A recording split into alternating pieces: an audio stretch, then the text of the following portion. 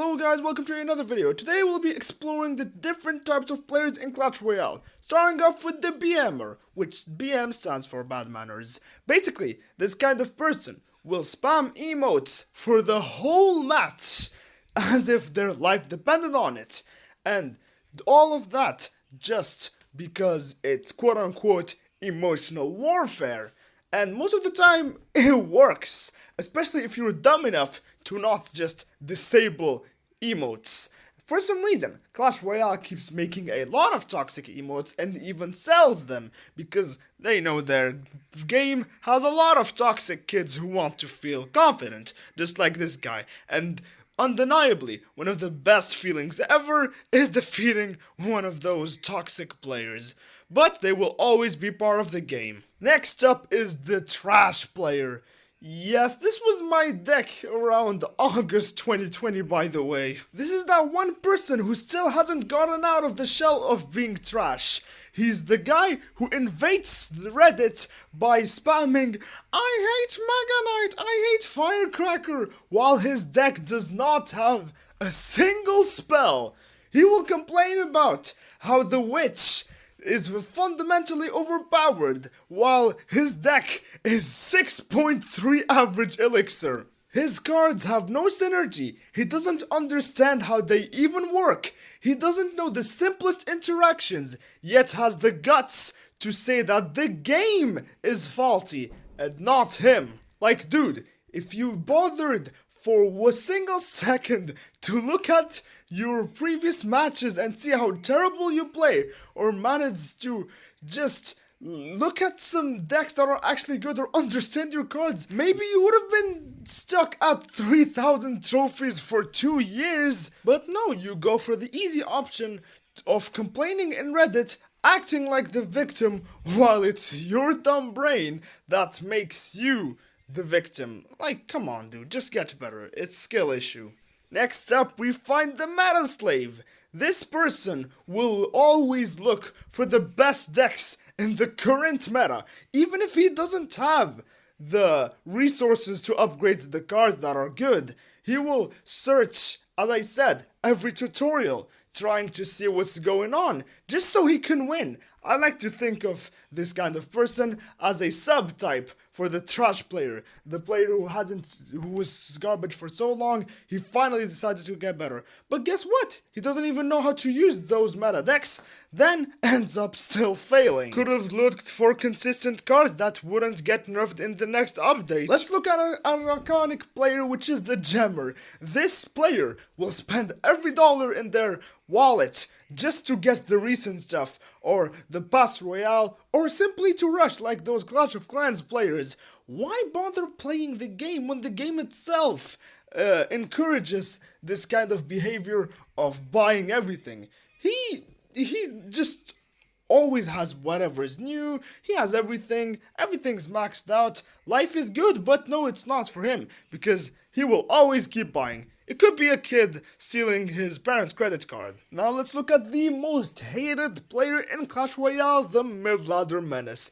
The pure definition of a bully. This person will have very overleveled cards and straight up bully people at low ladder.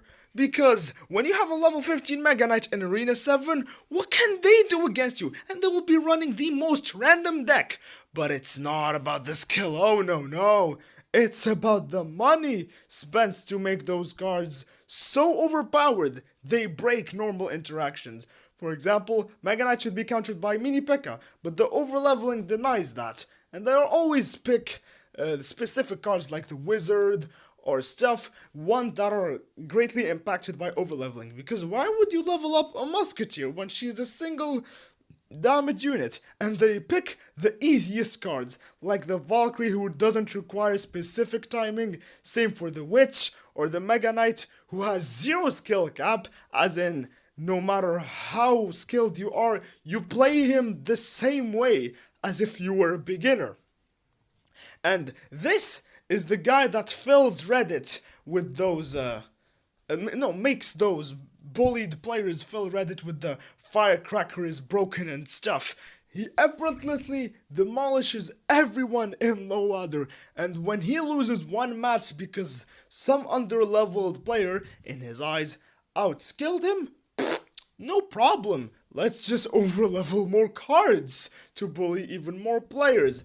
But the sad truth is that once this player, if let's assume he does, reach 9,000 trophies where all cards are at the exact same level, his weaknesses will show up. He will suddenly notice that people can counter his Mega Knight by an Ice Spirit and Skeletons and activate the King Tower. There, he will no longer feel the purpose of playing Clash Royale and might even end up deleting the game.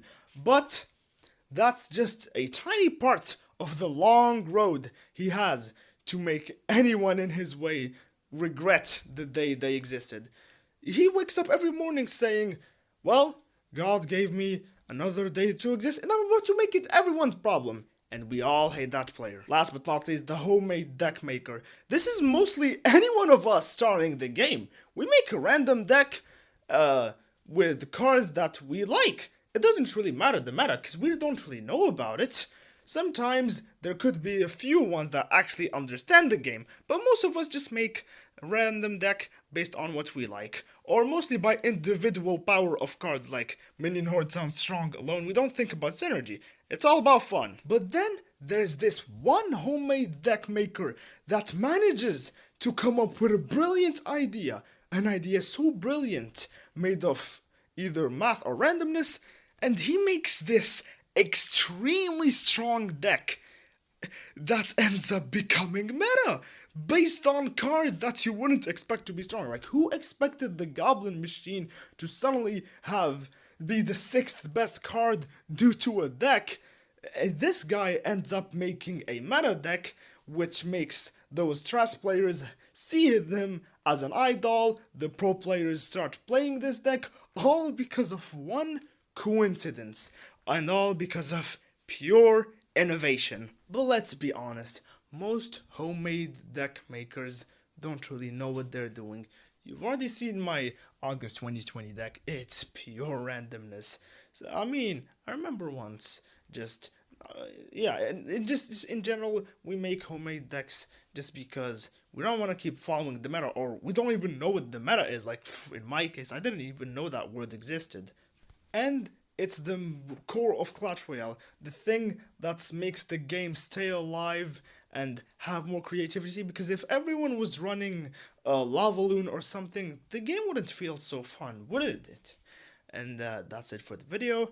I hope you liked it. If you want a part 2, suggest me some more types of players, and I'll see you in the next video. Bye.